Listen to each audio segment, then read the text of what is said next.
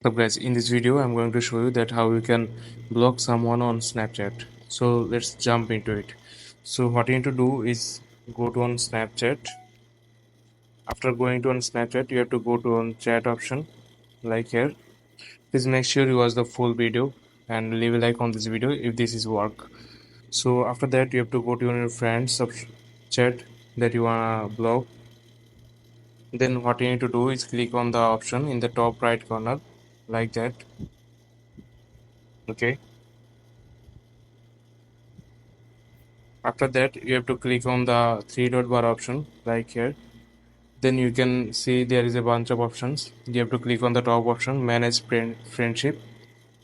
Then here you can see there is the option block. You can block this person by clicking on this block option. I'm going to block it. Then you have to click on the block option right here.